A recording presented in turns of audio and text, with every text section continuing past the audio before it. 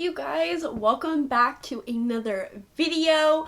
I am in my Aphrodite chats set up for the first time in a very long time, but I just wanted this to be a really chill video because first, I don't know how long it's going to be, and two, I just wanted to be a little lazy and just wear my sweatshirt, chill in my chair, and talk to you guys about the 2019 stats that I have, as well as a few of my 2020 goals for my channel, my reading, etc, etc. So if you guys are interested in that, stick around because that's what we're going to be doing.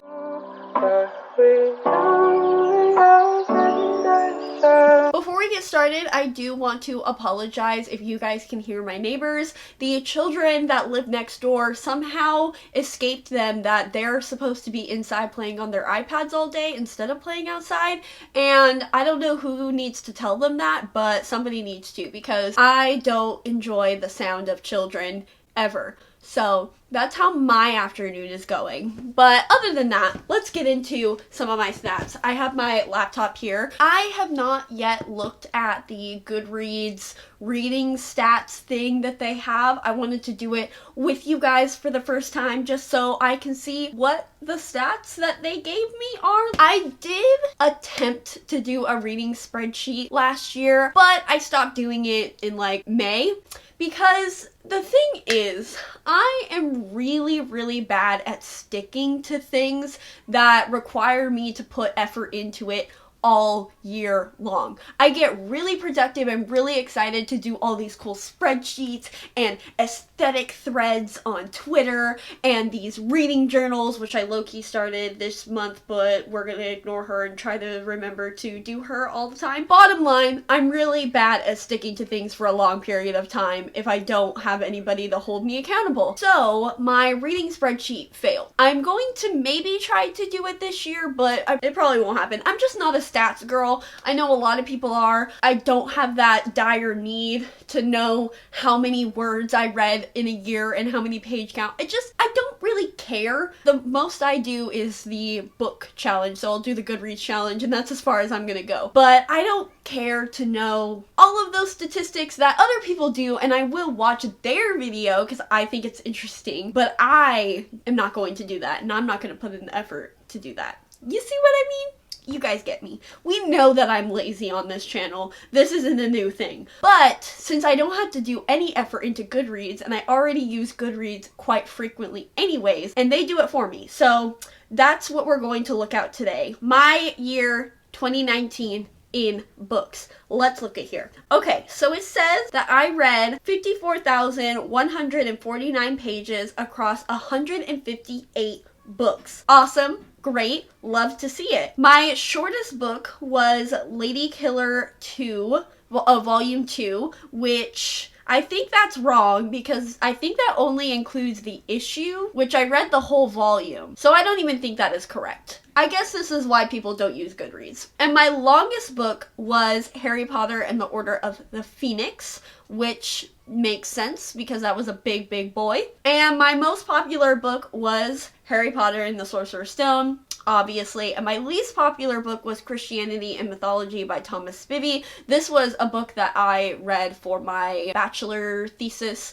My highest rated book on GOODREADS was Harry Potter and the Half-Blood Prince, which is so valid because that is probably my second favorite Harry Potter book. My first review of the year was Circe because that's the first book I read in 2019, and here are all of my books that I read in 2019. Love that. I read so many books. And then my last review of the year and the last book I read was Sorcery of Thorns, which I gave 2.5 stars, which not the best way to end the decade, but I don't really pay attention to that stuff anyways. It doesn't really matter to me. I know a lot of people really think hard about their first book of the year and their last book of the year, but time is really a construct to me, and that has no validity in the books I read whatsoever. And I also have like 5 books on my currently reading shelf right now, and that's how I started my year. So there was no way I was gonna have to pick a first book of the year because I had like 6 to choose from. Well, that was way shorter than I thought it was going to be. Well, I mean, that wasn't really that interesting. Probably because I read Harry Potter in 2019. So, of course, most of my stats are going to be Harry Potter themed because everybody loves Harry Potter. And I assume that in 2020, my most popular book will be Deathly Hallows because that was the first book I read in 2020. Oh wait, I've missed one. It says my average rating for 2019 was a 3.5. And I'm very happy about that. I was very curious to see what my average rating was going to be. I think that was the one thing that I was most curious about. And a 3.5 makes sense because I wouldn't say I'm too critical of a reader, but I am more critical than more pure enjoyment. I would say I lean more critical. And so a 3.5, I would say that's a pretty good rating for me. Ooh, you know what? Let's look at 2018 just because we're here, because I didn't read a lot. So might as well. So in 2018 was the first year I really got back into reading because it's when I discovered BookTube. And I still only read 4 books, but I read 1,700 pages, which is awesome. The shortest book I read was To Kill a Kingdom, which was my favorite read of 2018. And my longest book was Lair of Dreams, which I wasn't a huge fan of, but there you go, I read it. Most popular was Scythe. Interesting, 100,000 people read that. And then my least popular was Lair of Dreams, which is crazy to me because I feel like The Diviners is so hyped on BookTube, but I kind of forget that BookTube is only a really small part of the book community and even of readers as a whole. And The Diviners is not as well read as maybe BookTube makes it seem like it is. It says I read 4 books, but I'm only seeing 3. So they lied. I read 3 books in 2018. I went from 3 to 158. That's crazy. Do they have more years? Probably not. Yeah, see, I didn't read anything in 2017. Nothing in 2016. Oh, 2015 I read a book. I read Of Poseidon, which was one of my faves when I was a teenager. Oh, 2014. Okay, let's see. 2014, I read 6 books, which this also isn't accurate because I wasn't a huge Goodreads user. I used it when I remembered to use it, but I rarely remembered. So this year, 2014, I was still very much a reader, and I'm sure I read more than 6 books. I don't know if it was crazy. It wasn't like 150, but I would say I probably read on average maybe 30 books a year, maybe a little less than that when I was a teenager. Shortest book was The Awakening by Kelly Armstrong. Longest book was Finale by Becca Fitzpatrick. I loved the Hush Hush series, which was most popular. Least popular was Gravity by Danica Dark, which is the 4th book in the Madry series, which was my all-time favorite series as a kid. Well, aside from Infernal Devices, I really loved the Madry series, and I'm going to be continuing with it. I did start a reread earlier this year, and I think I got to book 3, so I need to go back and do that. Ooh, Silver by freaking Talia Vance. This book was so bad. It was about banshees, and it was like a paranormal romance with banshees and stuff. Oh, it was so bad. But the Irish folklore in it was cool. I do remember that, but everything else, nah. 2013. Okay, so I read 11 books. This is bringing me back. Shortest book, Twist. This is the 2nd book in the Danica Dark series, or in the Madry series. Longest book, Mark of Athena. Most popular, Insurgent, and least popular, Twist. Okay. Ooh! First review of the year, City of Glass. What did I say? What did teenage me say about City of Glass? Obviously, I rated it 5 stars because what teenager didn't? This book, this boom, because I'm literate, was absolutely amazing. I am in love with this series, in caps. Oh my gosh, okay. So I didn't think I read City of Fallen Angels. In my mind, I don't remember reading it. Goodreads says I read it. I could have lied to myself. I don't know. Perhaps. 2013 looks like it was the year that I started Goodreads. I thought I started in 2011, but probably not. That was my little Goodreads stats in the decade. I didn't plan on going through all those, but I was curious, so love the nostalgia. Okay, so now that we went over my stats, They weren't as interesting as I thought they were going to be, but maybe that's just because I don't like stats. Maybe you guys found that interesting. I don't know. I am going to go over my 2020 goals now. I don't have a lot. In fact, at the top of my head, I can only think of one. My main goal that I want to do or strive for in 2020 is to read at least one adult fantasy a month. As I'm filming this, I am more than halfway through Name of the Wind by Patrick Rothfuss, and right after that I will be starting Eye of the World by Robert Jordan, which is the first book in the Wheel of Time series. I just find that every single time I dedicate my time and energy to reading an adult high fantasy or adult fantasy in general, it's never time that I regret or that I waste because I enjoy it immensely. I really, really love the complexity of it and the intricacy of it. It's so impressive to me how in-depth these authors go into their worlds, and it truly feels so immersive. And you guys know that if you follow me and my reading taste a lot, immersivity, is that a word? I don't know.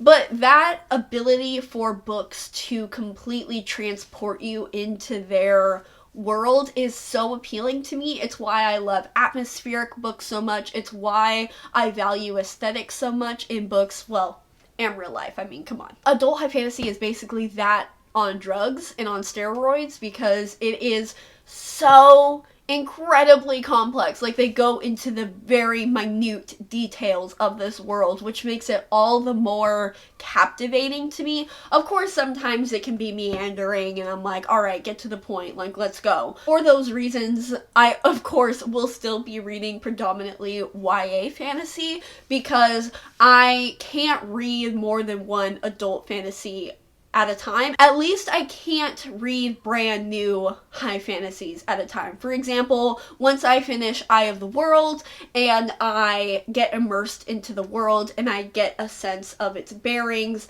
I will maybe be able to read that along with another adult high fantasy that is brand new to me. For example, Lies of Locke Lamora or Wolf and the Whale. Those are two that are on my TBRs at the moment. So that is going to be a huge goal of mine that I hope to achieve. Another thing is, and I have always done this, but I want to make an even more conscious effort to doing this. I want to use my library as a primary resource because I started doing that at the first half of my channel in 2019, but I kind of lost touch of that and I started buying books before reading them. Just want to use my library, read those books, and if I really love it, then I'll go and I'll get it for myself. It is something that I've always done, but I kind of stopped doing it through the latter half of the year, and I need to kick myself into not doing that, especially now that my shelves are completely full, basically. I will say a caveat to this rule is adult high fantasy, because I hate reading high fantasy from library books because I can't mark them up or I can't put tabs in them, and I'm very stressed out by the 20 days deadline that I never end up going through with them. But a good thing about adult high fantasy is they take me forever to read. I already have 6 adult fantasies on my shelves right now, and I will be getting to those before I buy any more, so I'm good there, but that is another caveat. So if you guys see me hauling adult high fantasy, just know that it's because of this rule and I don't want to get them from my library. So that might be cheating, but I'm telling you guys straight, so you can't yell at me because I told you and I'm not keeping it a secret from you, okay? As far as my channel goes, I want to continue to be posting 3 times a week. It's what I have been doing and it's what I will likely be able to still do. Something exciting that I can show you guys now is I got myself a planner. This is the Velfray Evil Planner and it's literally the cutest thing ever. It is so adorable and I am so excited to use this and get a hold of my life. If you have any tips for planning your life and scheduling and keeping schedules, please let me know down below, because this is something new for me. It's something that is going to be extremely hard for me to stick to, like I said at the beginning of this video. Something that takes a year long of dedication and energy is really hard for me to accomplish. So, but I am making myself do this and write in it every single day. I will be doing it. You have any tips whatsoever, whether what you put in your planner, not bullet journaling, because I can't do bullet journaling. I tried that last year. It's way too much work. So that's why I bought a really cute planner. But if you have any suggestions on what I should be putting in here, how exactly you guys do it. Do you do it an hour by hour basis? Do you just do daily, weekly? What do you put in your planners? What do you track? What do you hold yourself accountable into doing? Like, let me know. I would love to hear any and all suggestions and what you yourself do to get your life together. I would absolutely love to hit 3K this year. I am very close to 2K at the time that I'm filming this. I have 1.9 subscribers, which, hello, I love you guys. You guys are great. Hello, welcome. Going crazy number, 5K would be super cool, but I think gaining 3,000 subscribers is a little ambitious. But I mean, hey, if I wanted to go there, I'm just speaking it into the universe. It won't harm me or my self-esteem, because nothing honestly can. I have a couple videos in the works, a couple mythology videos that I have planned, a couple other secret TBRs planned in my head that I want to do. And so I'm just going to be continuing to make content for you guys, continuing to be here, continuing to read. It's a great time. I have absolutely loved my time being here. I just celebrated my booktube anniversary, which I also have the live show for that up on my channel if you guys want to go watch. It was a great time hanging out with you guys.